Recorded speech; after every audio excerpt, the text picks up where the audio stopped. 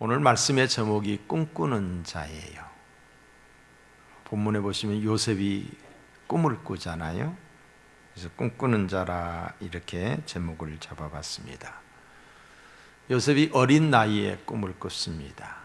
그의 나이 17살. 오늘 우리 이 상황으로 보면은 고등학교 1학년 나이지요.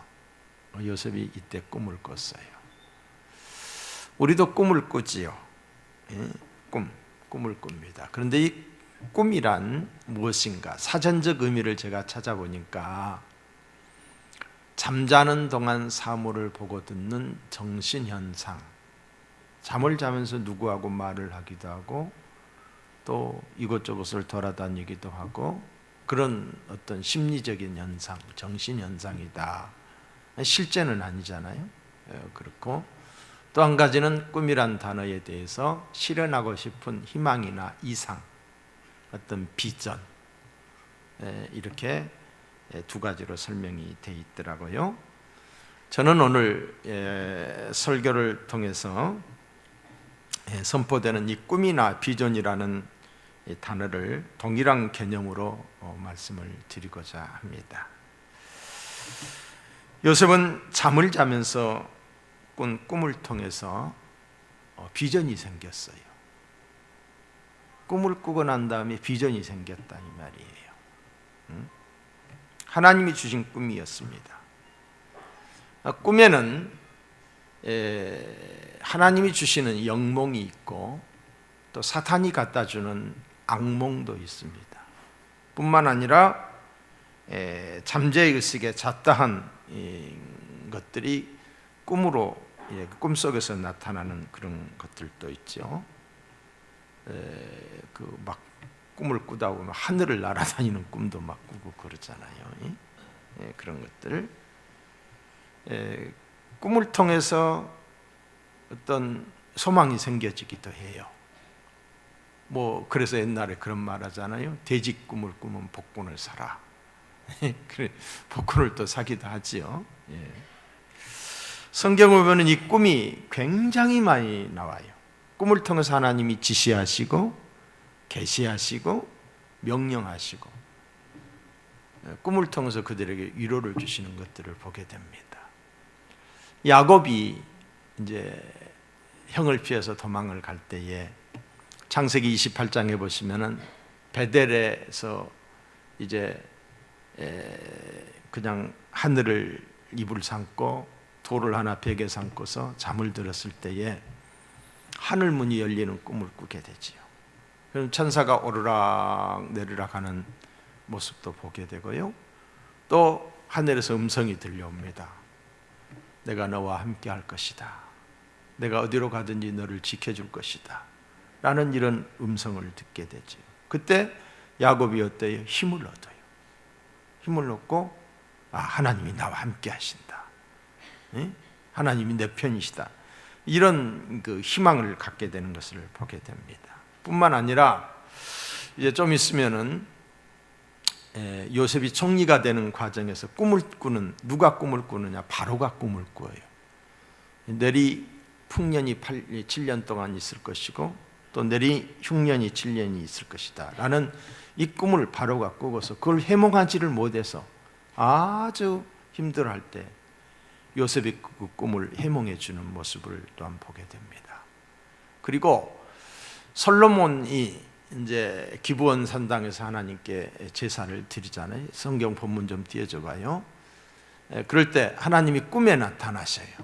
꿈에 나타나셔서 내가 내게 무엇을 줄 거라고 열왕기상 3장 5절에 보시면은 내가 내게 무엇을 줄 거 이렇게 하나님이 말씀하시는 그런 경우들도 보게 됩니다. 그리고 마태복음 1장 20절에 보시면은 주의 사자가 현몽하여 꿈이지요. 이르되 다윗의 자손 요셉아. 그러니까 요셉이 결혼을 하려고 마리아와 정혼한 상태인데 마리아가 임신을 한 거예요. 그러니까 얼마나 황당하겠어요. 조용히 끊고 자였어요. 그때 꿈속에서 천사가 나타나서 하는 말이 무서워하지 말라. 그에게 잉태된 자는 성령으로 된 것이라. 성령으로 된 것이라. 에? 무슨 말이에요? 하나님이 꿈을 통해서 계시하셨고 일을 맡기셨고 이루하여 주셨던 것을 보게 됩니다. 꿈을 통해서. 그러니까 누구나가 다 꿈은 꾸잖아요. 저도 참 그 꿈을 이렇게 꾸고 난 다음에 참 희한하다. 그런 것들을 제가 군대에 있을 때 생전 저는 꿈을 잘 안 꾸거든요. 그는 꿈에 어떤 사람을 만났어요. 그런데 그날 면회를 왔더라고.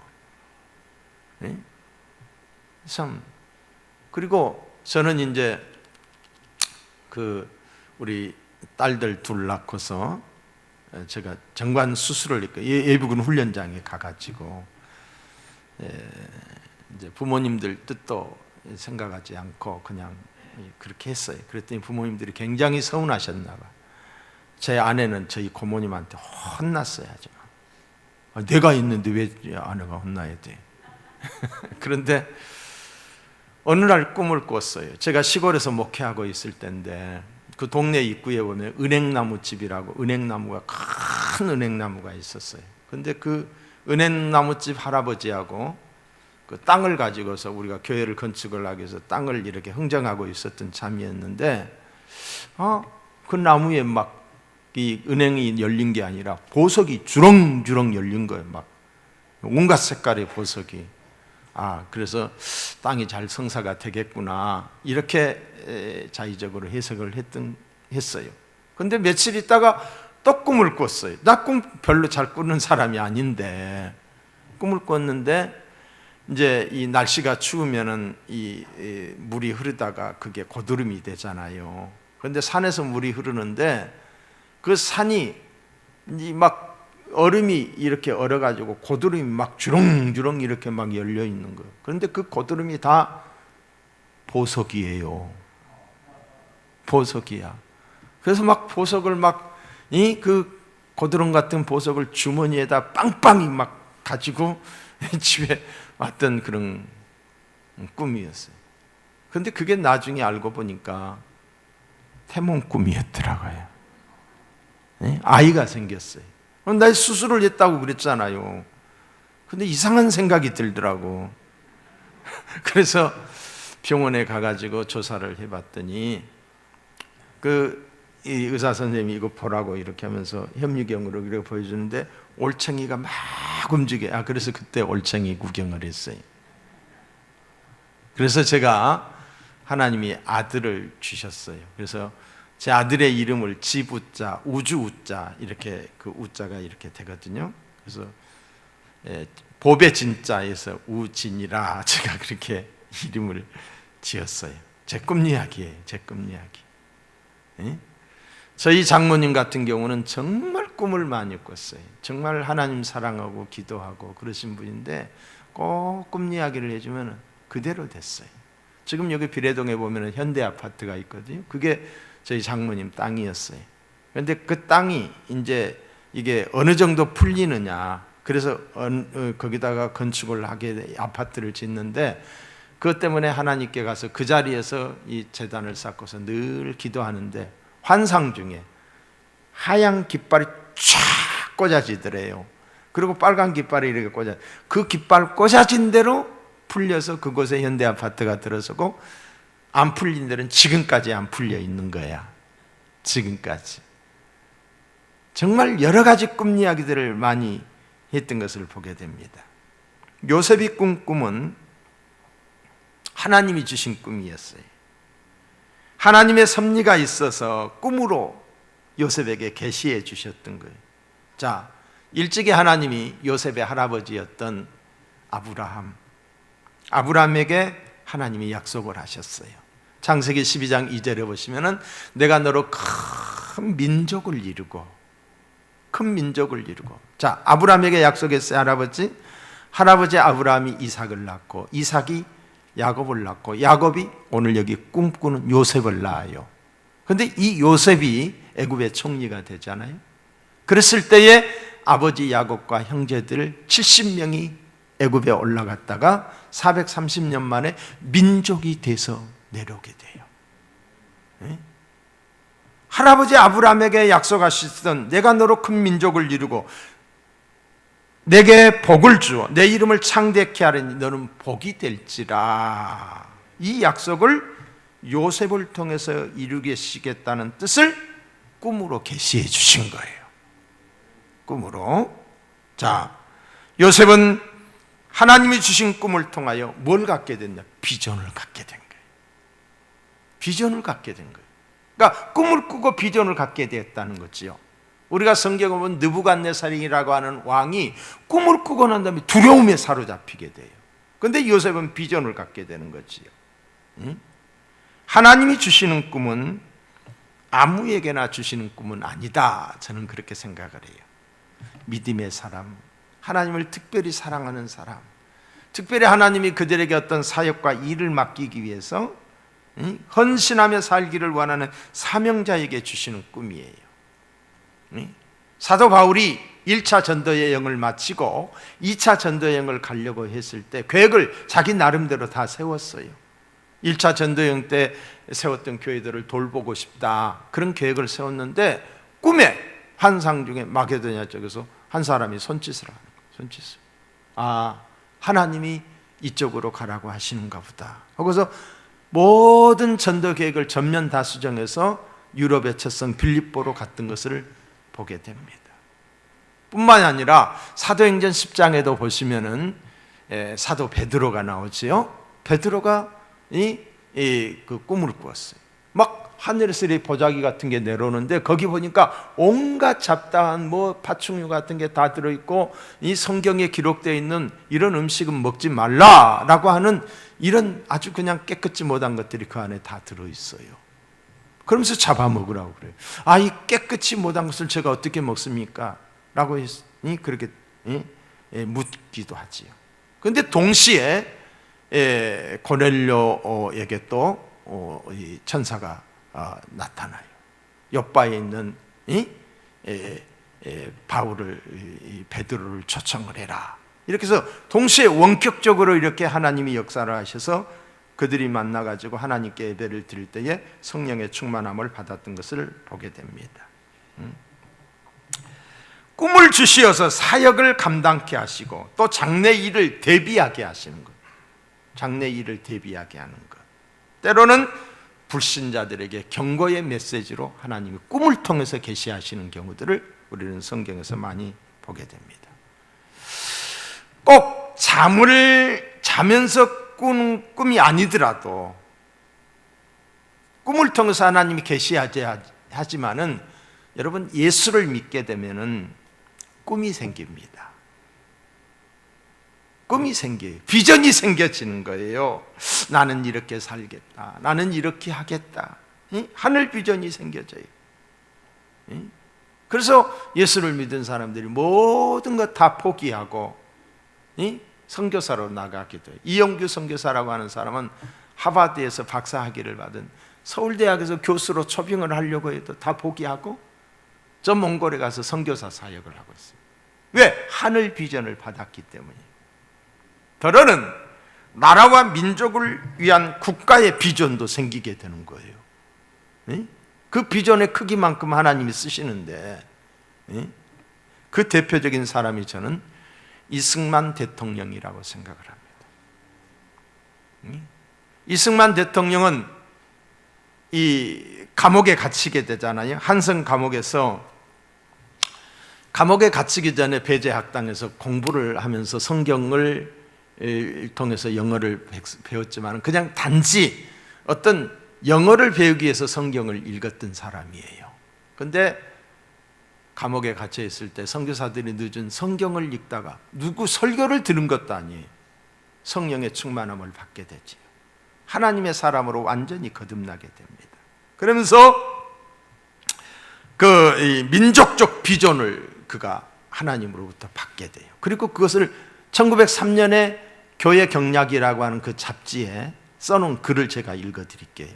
전번에도 제가 이 말씀을 드렸는데 제가 너무 가슴이 뛰어서 저 말이 내게 꽉 박혀 있어요.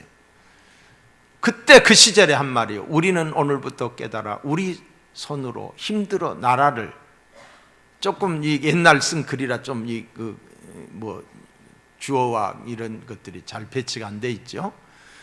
우리 손으로 힘들어 나라를 영국, 미국과 같이 만들어 놓고 1903년도에 이런 말을 할 수 있다는 게 기적이에요.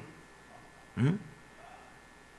세계 각국에 대한 선교사를 파송하여, 이 말도 안 되는 소리예요.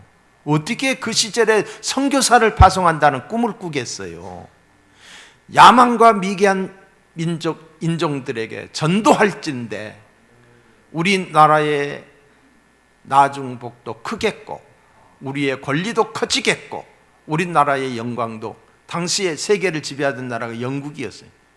지금은 미국이지만은 영국, 미국과 같이 드러날지니라. 1903년도에 한 이야기라니까요. 근데 지금 뒤돌아놓고 보면 그대로 된 거예요. 응? 영국과 미국과 같이 잘 사는 나라가 되었고 자유민주주의 국가가 되었고 어땠어요? 선교 대국이 된 거예요. 미국 다음으로 인구 대비 우리나라가 제일 많이 선교하는 나라가 된 거예요. 예? 어찌 이런 일들이 있을 수 있냐 이 말이에요. 여러분, 지도자는 국민들에게 꿈과 희망을 심어줘야 돼요. 비전을 제시해 줘야 돼요. 예? 더러는 사랑과 용서, 희망을 심어줘야 돼요. 지도자가 흐트러진 국민들의 마음을 하나로 묶어서 서로 국민 화합을 이루어야. 누구와 같이? 만델레와 같이. 만델레가 어떤 사람이? 정치적인 이 대립각 때문에 그가 감옥에 갇히게 되지요. 30년 가까이 감옥에서 살아요. 그것도 독방에서. 근데 그 또한 독방에서 주님을 만나요. 놀라운 사실이죠. 그러니까 감옥에서 나와서 남아프리카 공화국의 대통령이 돼요.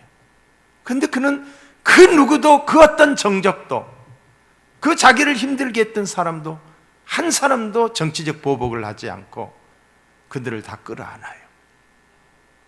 대단한 사람이지요. 대통령은 아버지요. 국부자고, 국부. 이 자식 저 자식 편가르는 것이 아니라 하나를 되게 하기 위해서 힘쓰는, 국민 화합을 주도하는 이런 사람이 대통령이 돼야 되는 거예요. 우리는 이런 지도자를 위해서 기도해야 돼요. 여러분, 우리나라가 어때서 이렇게 이 정도의 경제 성장을 이루고 잘 사는 나라입니까? 지도자가 있었기 때문이에요. 동남아시아에 당시에 이 신민국가들이 다 이렇게 독립을 하게 됐지만 그 수많은 독립한 나라들 중에서 유독 우리나라만 성공한 나라예요. 왜 그래요? 지도자들을 잘 만났기 때문이에요. 박정희 대통령이 고속도로를 만들고 포항제철을 만들고 이런 일을 할 때에 차도 별로 없는데 무슨 놈의 고속도로를 만드냐 이러면서 얼마나 방해하고, 얼마나, 그때 대통령이 한 말이 무슨 말이에요? 내 무덤에 침을 뱉어라 하면서 밀고 나갔어요. 오늘의 대한민국이 있는 줄로 믿습니다.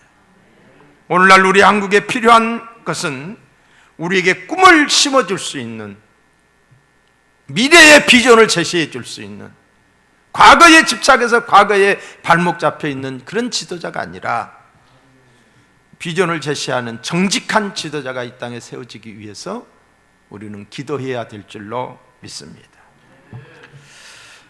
자녀들은 부모님이 심어주신 꿈을 통해서 비전을 이루어 갑니다.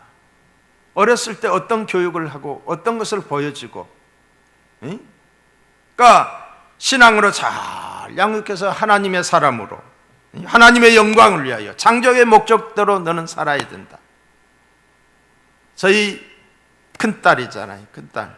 우리가 개척교회를 하고 또 시골에서 이렇게 하면서 반주자가 없어서 항상 제 아내가 이렇게 반주를 하면서 너는 하나님의 영광을, 피아노를 가르치면서 하나님의 영광을 위해서 너는 쓰여져야 된다. 수도 없이 귀에 못이 박히도록 그런 이야기를 했습니다. 여러분, 하나님의 비전을 심어줘야 돼요. 하나님의 비전. 우리가 잘 아는 콘돌리자 라이스 미 국무장관이지요.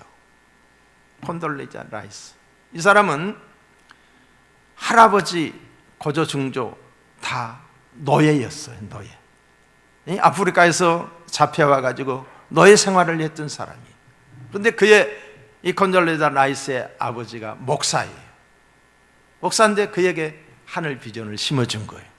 창조의 목적대로 살아야 된다. 하나님의 뜻을 실천하는 사람이 돼야 된다. 신앙적 비전을 갖게 해주셨어요.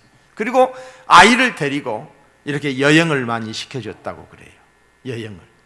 10살 때 그 워싱턴에 있는 그 워싱턴 DC에 백악관을 보여준 거예요. 백악관을 보여줬을 때 그때 당시만 해도 거기 들어갈 수가 없는 거예요. 그때 아이가 하는 말이 왜 우리는 저곳에 들어갈 수 없나요? 피부 색깔이 이래서 그런가? 근데 그때 이 라이스가 아버지에게 어떤 이야기를 했냐면 나는 반드시 저곳에 들어가서 내가 일을 할 겁니다. 목표가 있었던 거지. 그리고 하나님의 영광을 위해서 살겠습니다. 그리고서 그가 공부를 하지요. 아주 공부를 탁월하게 잘해가지고 스톤포드 대학에서 교수가 됩니다. 교수가 되고 난 다음에 그가 미 백악관에 들어가서 미국의 안보와 그리고 세계의 분쟁을 책임지는 미 국무장관은 대단한 자리지요. 옛날에 키신저나 이런 사람들이 했던 것이 미 국무장관입니다. 꿈을 심어줘야 된다. 아멘. 꿈을 심어줘야 돼. 요셉은 하나님이 주신 이 꿈이 그의 비전이 되었습니다. 요셉이 두 번의 꿈을 꾸게 되지요. 자, 7절을 한번 볼까요? 7절. 우리가 밭에서 곡식단을 묶더니 내 단은 일어서고 당신들의 단은 내 단을 둘러서서 절하되 있다.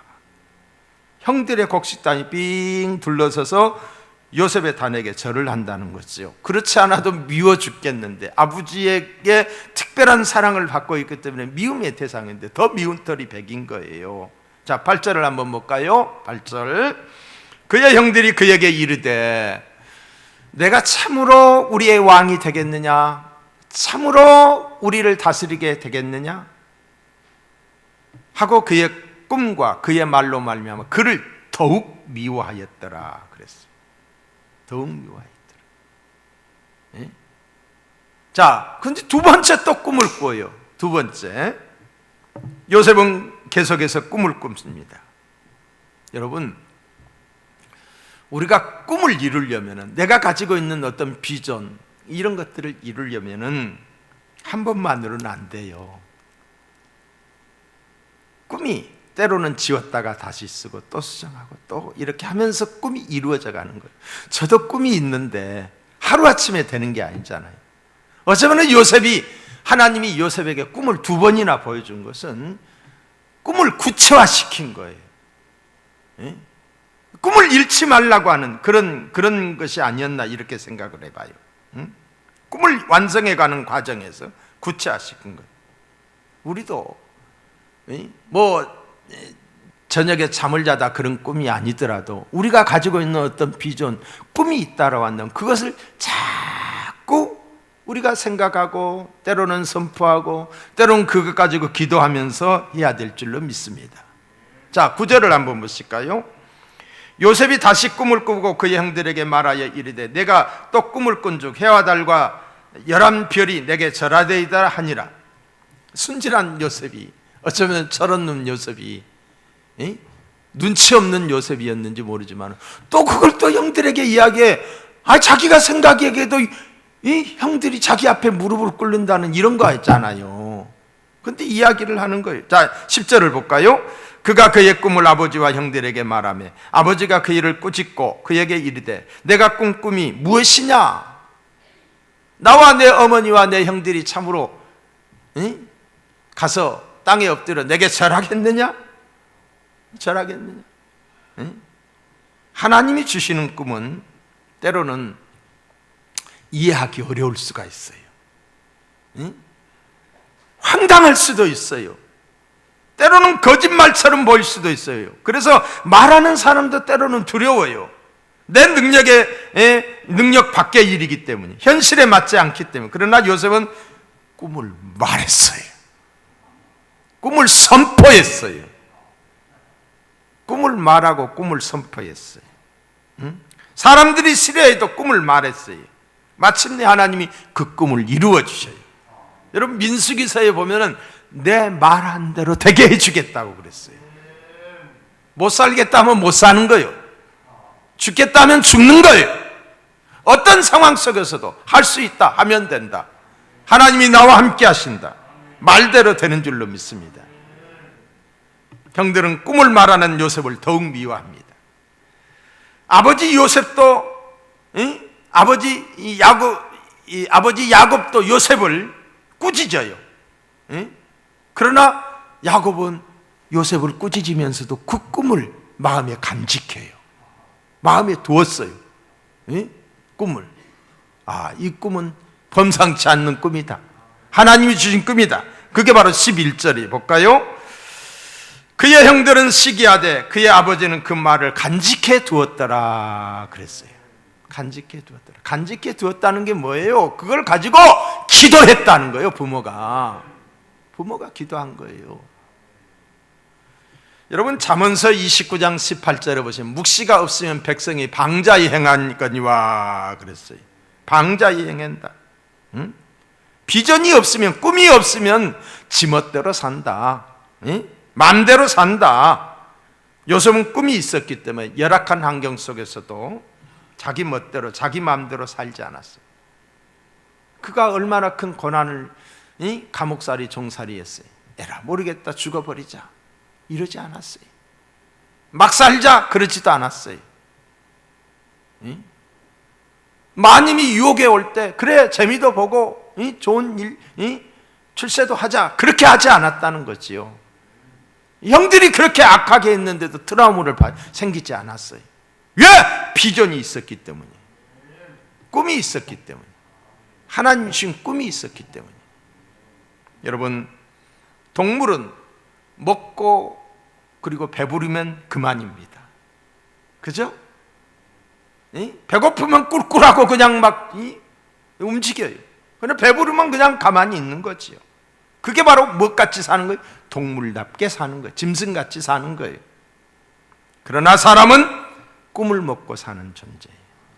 아무리 배가 불러도 꿈이 없으면 안 되는 거예요. 꿈이 있어야 그게 사람답습니다.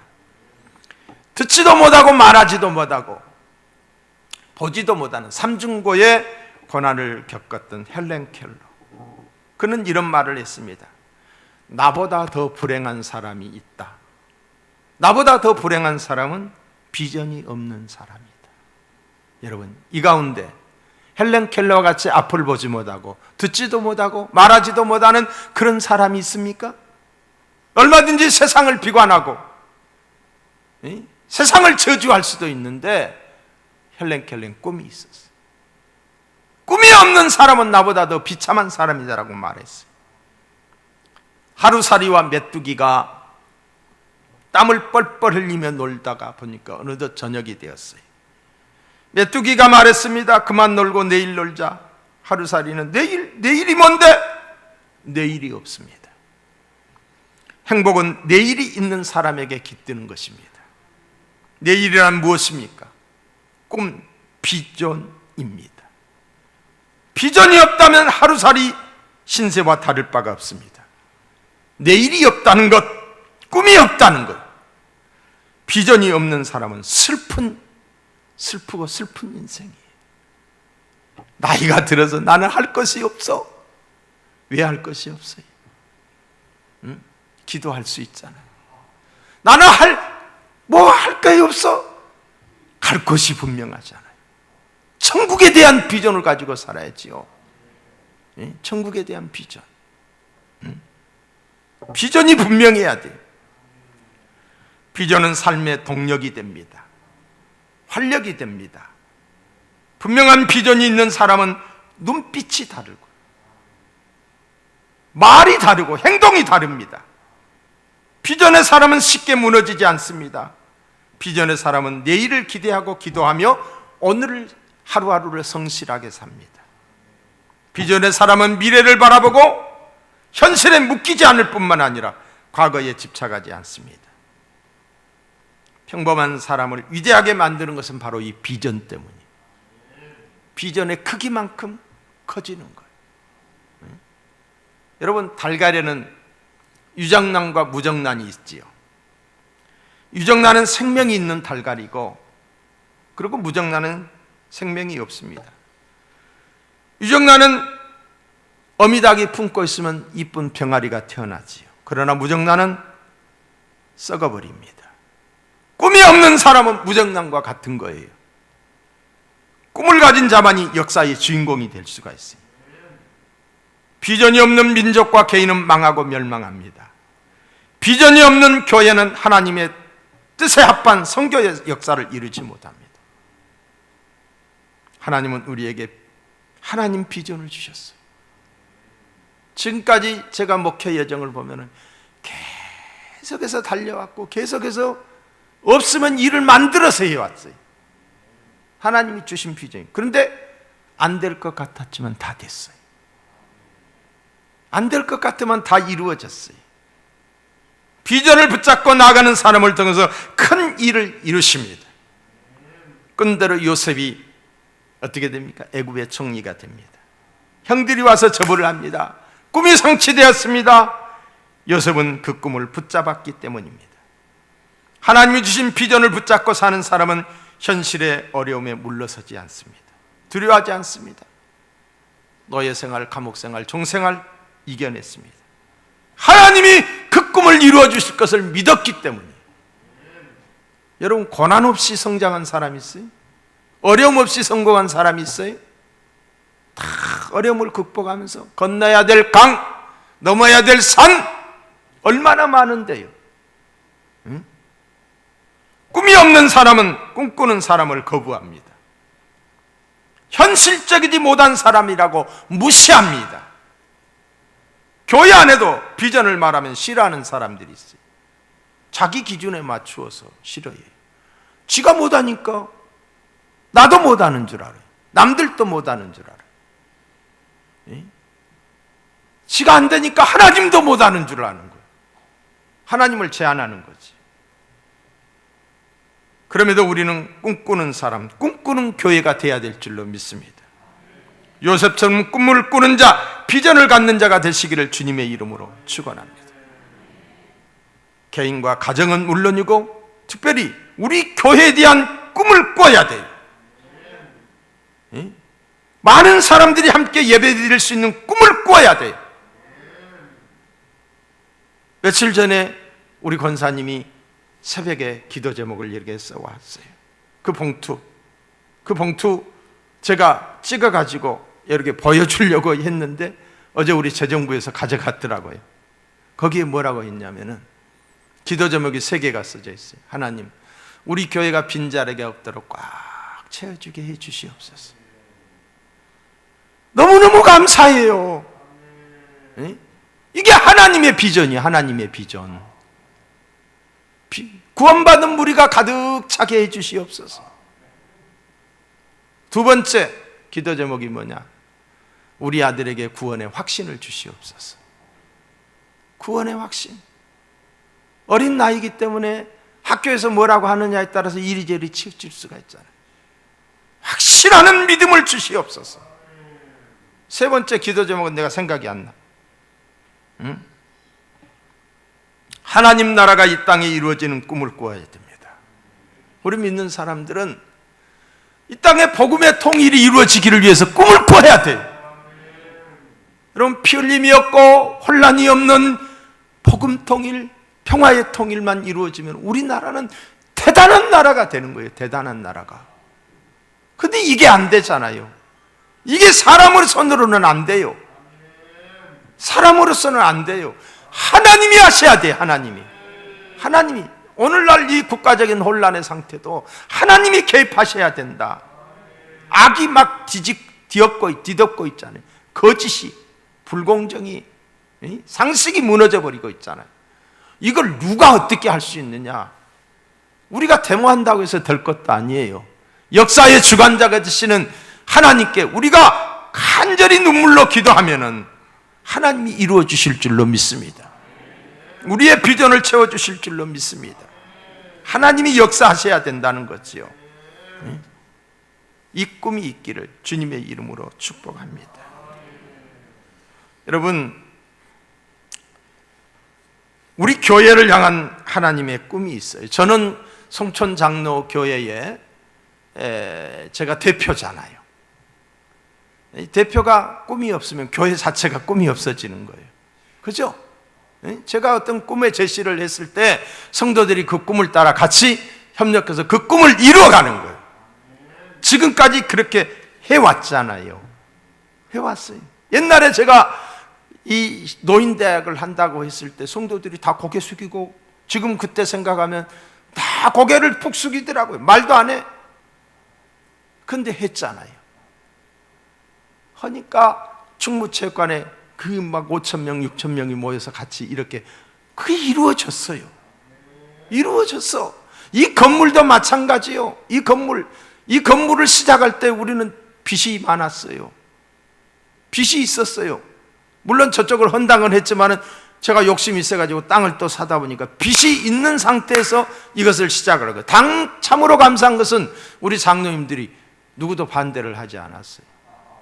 교회를 이걸 건축하고 나니까 빚이 얼마나 많은지, 저로서는 그냥 빚에 눌려서 죽을 정도였어요. 그런데 우리 장로님들도 조금은 느꼈겠지만은 하나님이 이제는 다 어느 정도 다 갚게 해주셨어요. 하나님이 하실 일이, 하나님이. 그러니까 일이 두려워서 가만히 있게 되고, 안 된다라고 생각하고 가만히 있게 되면 일도 못할 뿐만 아니라 하나님 역사도 일어나지 않아요. 그러나 하나님이 기뻐하는 어떤 비전을 가지고 그 목적을 향하여서 아들 된 우리가 저질리면 아버지가 책임져 줘요. 하나님 아버지가 책임져 주더라고. 그렇게 해온 거예요. 응? 여러분, 우리 교회에 꿈이 있습니다. 제가 항상 기도하고 여러분들도 잘 아는 것이지만은, 첫째는 실버 공동체를 만들고 싶어요. 자, 여기 있는 우리 성도님들, 저하고 같이 기도했던 분들, 저도 나이 들어요. 누구도 상담 못해요. 나이가 들면은 정신, 총도 어두워지고 눈도 어두워지고 귀도 잘 못 듣게 되고 거동도 불편하고 헛소리도 하게 되고, 지금 괜찮다고 나중에 괜찮다고 보장할 수가 없는 거예요. 그때 같이 우리 살면서, 요즘 저희 어머니가 이 어디에요? 이 주간보호센터 다니는데, 그런데 가가지고 그냥 그 어떤 분위기 자체가 예수의 자도 나오지 않고, 근데 저희들은 그냥 우리 같이 살다가 천국으로 갈 수 있게끔 그곳에 찬송하고 기도하고 기독교적 분위기 안에서 그런 같이 일도 하고 그런 실버 공동체를 만들고 싶은 것이 제 소망이에요. 이루어질 줄로 저는 믿습니다. 왜? 기도해 왔기 때문에, 또 하나님이 우리에게 주신 땅이 있기 때문에 얼마든지 할 수 있다, 저는 그렇게 생각해요. 기도대로 될 줄로 믿습니다. 또 한 가지는 제가 대안학교를 세우고 싶다는 거지요. 대안학교, 이거 쉽지 않아요. 우리 오정호 목사나 또 저 수원의 고명진 목사나 이런 사람들이 나한테, 아이 박 목사 뭐하러 그 골치 아픈 거 하려고 그래? 자기들은 하면서 내가 한다고 하니까 골치 아프다는 거예요. 힘들다는 거예요. 어렵다는 거예요. 돈 많이 들어간다는 거예요. 힘들고 어렵지 않고 돈 많이 들지 않고 값지게 이루어질 수 있는 게 있나요? 없잖아. 힘들고 어렵지만은 하나님의 사람들을 키워내고 싶어요. 글로벌 리더를 만들어내고 싶어요. 지금 우리의 교육이 말이 아니에요. 제가 보여주고 싶지만은 시간이 안 돼서 지금 못해요. 학교에서 지금 어떤 교육들을 하고 있는지, 이런 데다 우리 아이들을 맡길 수 없다는, 거룩한 성부들을 만들어내고 싶어요. 거룩한 성부들을. 지금 우리가 가지고 있는 것은 없어요. 그러나 꿈이 있어요. 비전이 있어요. 하나님이 이루어 주실 줄로 믿습니다. 하나님이 역사해 줄 거예요. 삼성 하나 때문에 우리나라 국민이 몇십만 명이 먹고 살잖아요. 한 한 사람 때문에 그 한 사람이 우리 교회를 통해서, 우리가 세운 학교를 통해서 이런 지도자들이 나올 수 있으면 좋겠다. 그래서 근데 제가 열정은 앞서지만 그게 전문가가 아니잖아요. 전문가가 아니기 때문에 한다고는 하지만 구체안을 못 내는데, 이번에는 좀 구체적으로 다 파악을 해가고, 비전 제시는 제가 하지만 목적은 제가 설정하지만은 정말로 좋은 학교를 만들려고 할 때 여러분이 같이 해주셔야 돼요. 같이 협력해 주셔야 돼요. 같이 후원자가 돼 주셔야 돼요. 우리 대전에서는 새로운 학교가 아주 좋아요. 정말 좋아요. 저는 오정호 목사하고 저희 이제 칠형제로가 같이 이렇게 지내지만은 부러울 때가 많아요. 왜 부럽느냐? 그냥 남들을 주는 거야. 저요. 이번에 우리 애자연에도 5천만 원을 내놓더라고. 우리 교회에서는 고작 해봐야 1,200만에다 한 달에 30만 원씩 밖에 지금 못하고 있는데, 돈이 안 되니까 형편대로 해야지, 남한다고 하다가 또 찢어지게 안 되잖아요. 근데 그냥 줄 수 있다는 게 얼마나 큰 감사인지. 주고 싶어도 못 주는데, 여러분의 자녀들이, 우리 교회가 그냥 선한 일에 쓰임받는다, 어디에 주고 싶다 하면 그냥 계산 없이 줄 수 있는 이런 축복이 있기를. 그 학교 좋은 학교예요. 우리 학교도 색깔은 다르지만은 정말 기독교적인 가치관 위에 바른 학교를 세우고 싶어요. 이를 위해서 여러분들이 헌신해 주셔야 돼요. 헌신해 주셔야 돼요. 이 꿈과 비전이 꼭 이루어질 줄로 믿습니다. 우리를 통하여 이루어질 줄로 믿습니다. 나만 잘 먹고 잘 입고 잘 살다가 세상 끝나고 그냥 가는 것이 아니라 하나님이 기억하는 삶을 살아야지요. 우리의 후손들이 잘 사는 세상을, 바르게 사는 세상을 살아야지요. 여러분, 거짓이 판을 치는 이 시대에 저는 막 그런 걸 보면 막 잠이 안 와요. 어떻게 선거를 가지고 조작을 해요? 선거 조작. 이거는 민주주의의 꽃이 선거잖아요. 우리의 주권을 도둑질한 거잖아요. 이게 다 인천에서 이번에 다 드러났잖아요. 그런 걸 보면서 국민들이 잠자고 있는 모습이 너무너무 안타까운 거예요. 다시는 이런 일들이 이 땅에서 일어나야 나서는 안 되고, 이것이 하나의 진통의 과정이라고 생각해요. 성장통이다. 성장통. 우리나라가 정말 자유민주주의로 가는 하나의 성장통이고, 이 과정을 지나고 나면 진짜 좋은 나라가 될 것이다. 그렇게 저는 해석을 하고 싶어요. 함께 기도하고 꿈을 갖고 나아가는 저와 여러분이 되시기를 주님의 이름으로 축원합니다. 기도하시겠습니다.